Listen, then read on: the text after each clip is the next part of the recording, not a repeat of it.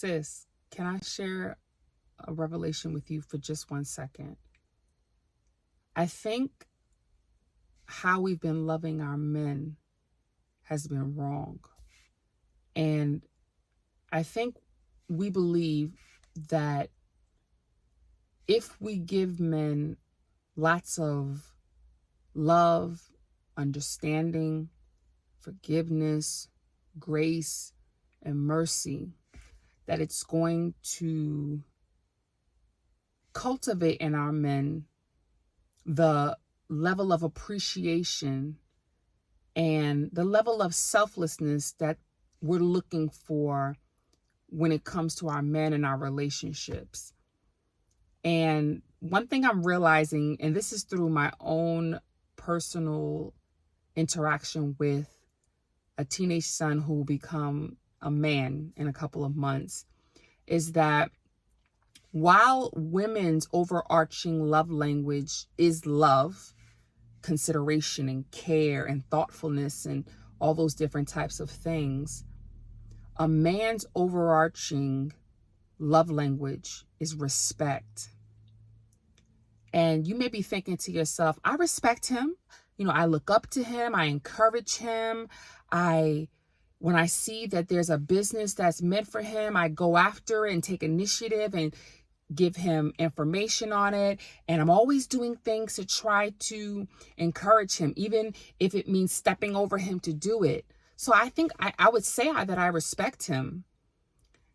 And I would beg to differ and say we need to redefine what is understood by respect. While there's a certain aspect of respect that's looking up to someone, admiring someone, and having a deep appreciation for that person, I believe there's another deeper level of respect, a definition. And that definition is holding them accountable to who God created them to be. And that's where I believe we really lack as women. We really lack when it comes to holding our men accountable for who God created them to be.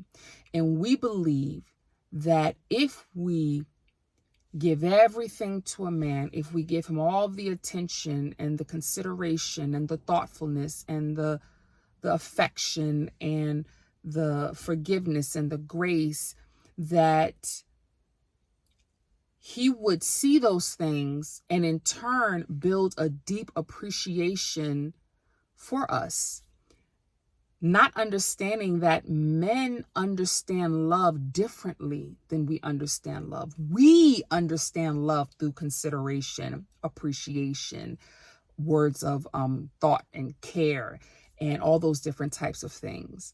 However, men understand love best through respect. And that's why in the Word of God, it commands men to love their wives, because that's the area that men will often overlook or struggle in. But it doesn't command women to love their husbands, because we don't have an issue when it comes to that aspect that we can give our man. It tells us to respect our husbands, to respect the men in our lives. And ladies, if we only knew that by our showering of grace and mercy and all those different types of things, when our men are not living up to the expectation that God himself requires of men to live up to, if we knew the disservice that we would be doing for our men, I wonder, would we continue in doing it? Mothers, if we knew that take initiative for all of our sons' assignments and allowing him to walk in a house with different types of girls and every week and never holding him accountable or responsible for his own life, I wonder if we knew that it would ultimately disqualify him from being the husband and the father and the man that he needs to be, would we continue in those things? And ladies, I know it's hard. I know it's difficult to stand up for yourself. I know it's difficult to, quote unquote, put your foot down. I know it's difficult to stand your ground. But when you come to understand that that's how, and only then, you'll be speaking the love language of men, then maybe we would rethink on being better when it comes to that area of our lives.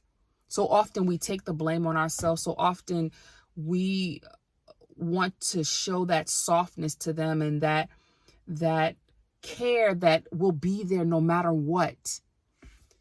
But many men have said and have testified out of their own mouth that you have to love a man enough to let him go.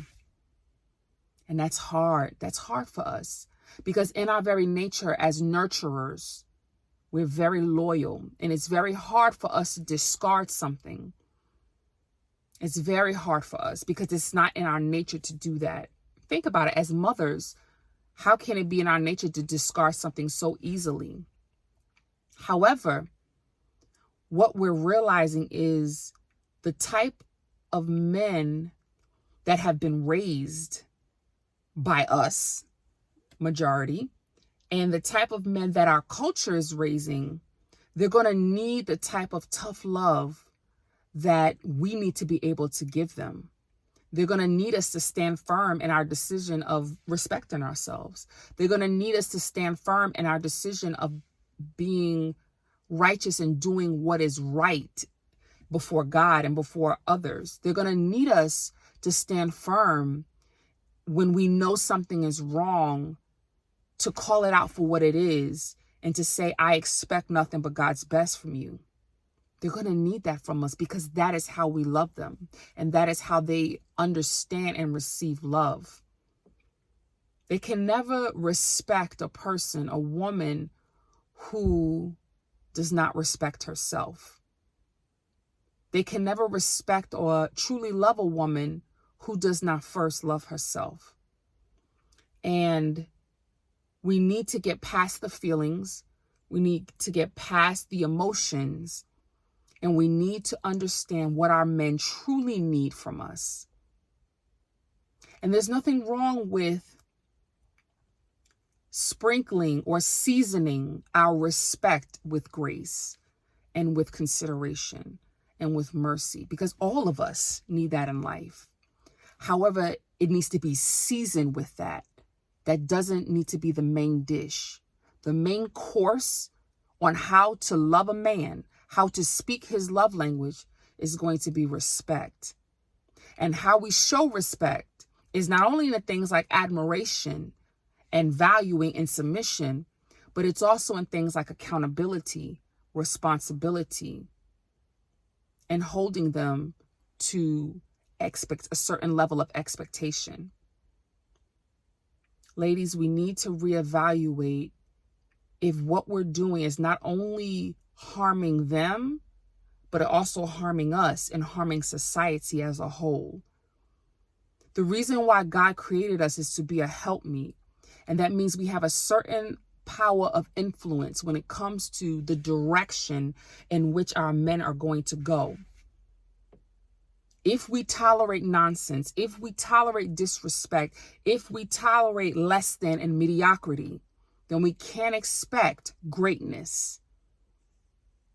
We can't expect our men to be everything that we're looking for them to be the great men that they need to be the great husbands, the great fathers, the great leaders that they need to be, if we're accepting nothing but mediocrity and subpar. If we want to see husbands, then we need to expect husband behavior and husband mindsets. If we want to see better fathers, then we need to expect mindsets of being a good father and a good man. If we want to see these things, we have to expect nothing less than the best. And it's hard in the beginning, but the end result, the reward that we will reap if we faint not and continue in well-doing, is far beyond what not only we need as women, but what our children need and what our community and society and this world needs. It needs great men. But guess what? Behind every great man is a great woman.